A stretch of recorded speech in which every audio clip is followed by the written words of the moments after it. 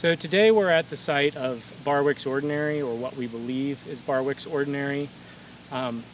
This location, in 1774, when Caroline County was first formed, there were no towns on this part of the eastern shore. And so the closest thing that the legislature could find to a town was this spot where the Choptank River is right over here. It kind of curves around this point up here and heads on down to Denton. We're about a mile or two north of Denton. And there was a tobacco warehouse near the river. There was a ferry boat landing, and there was a tavern, inn or ordinary, which we believe was situated right here. The records say that it was 20 perches south of the Choptank River, and that's about where this location is, where the property owners a few years ago were digging a hole, and they actually encountered what they thought was, they encountered brick and colonial artifacts. They thought maybe it was the foundation. Eventually we were contacted, and they filled the hole back in, and we've been out here using remote sensing equipment to sort of try and document what's here. But this location served as the county seat of Caroline County for the latter part of the 18th century.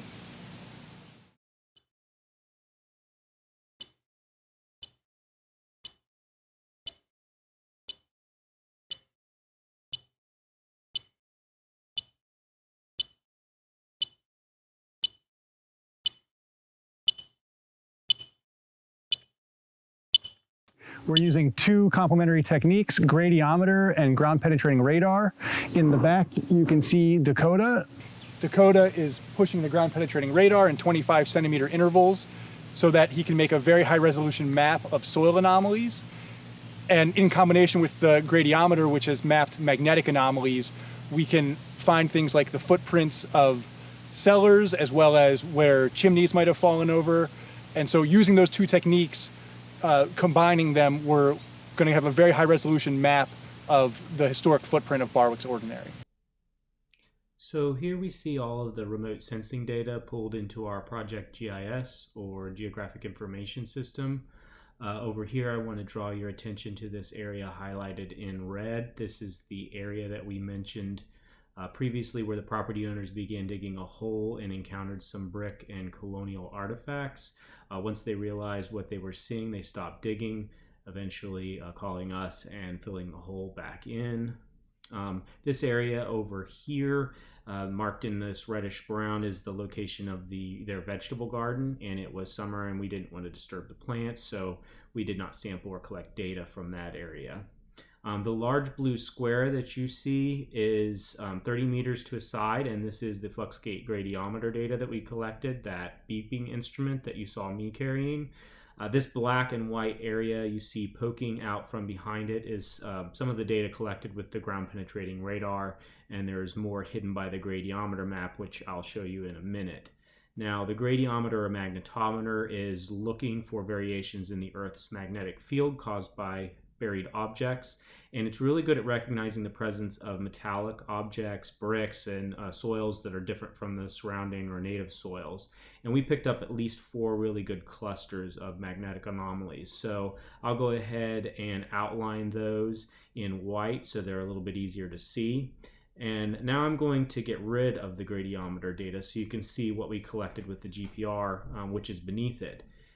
We selected a representative horizontal slice that captures what we are seeing at the site, and this is showing everything across that sampled area from about 50 centimeters or 1.6 feet below the ground surface down to about 70 centimeters or 2.3 feet.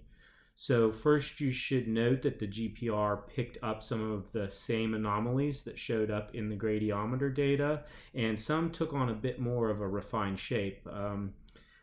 Specifically this one, it's down in the corner, that which is now more square looking than it appeared magnetically right here. Now I'm going to go ahead and turn off the highlighting for the gradiometer data. Okay, so notice we have some weird tangled up looking linear anomalies coming in from the sides, and those are actually tree roots growing into the site.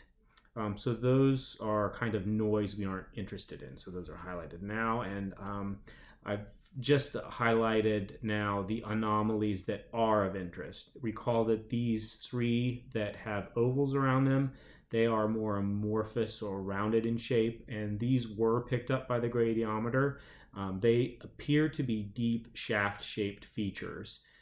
These go down into the subsoil a good bit, in other words, and we think that they may be large post holes or architectural remnants of a structure here.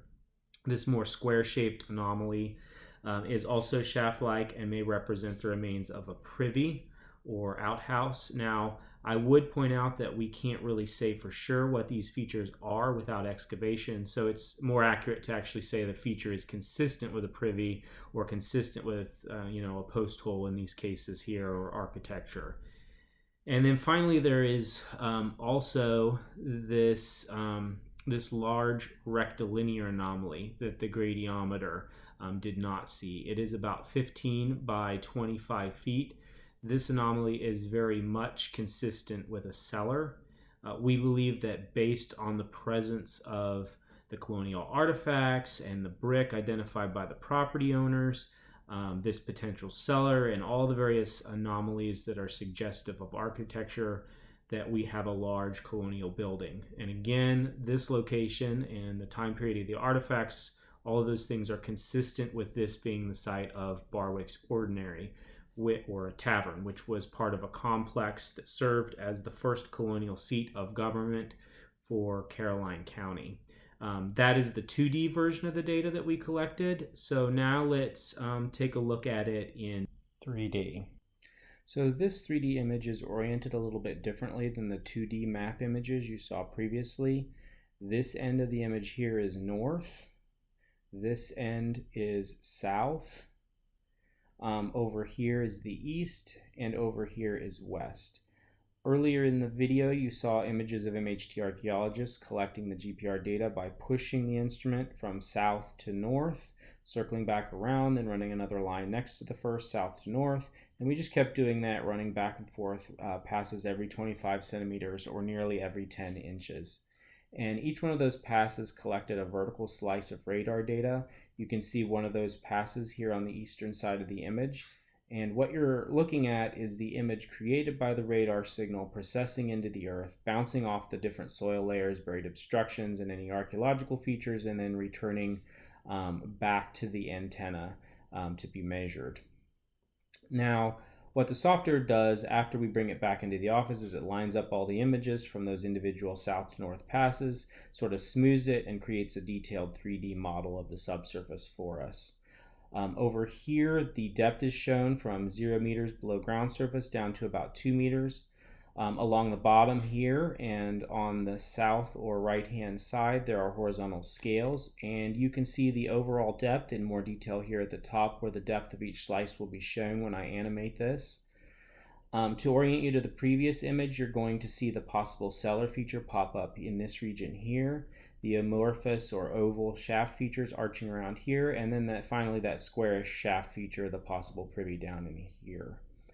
And with that, I will animate this image and mention that MHT would like to thank the Smith family for graciously inviting us to their property to conduct this work, and also to Ed Otter of the Edward Otter Cultural Resource Management Firm, as well as the Caroline County Historical Society, who brought the property to the attention of the Maryland Historical Trust.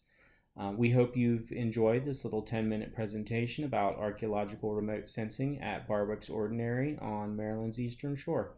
Thank you.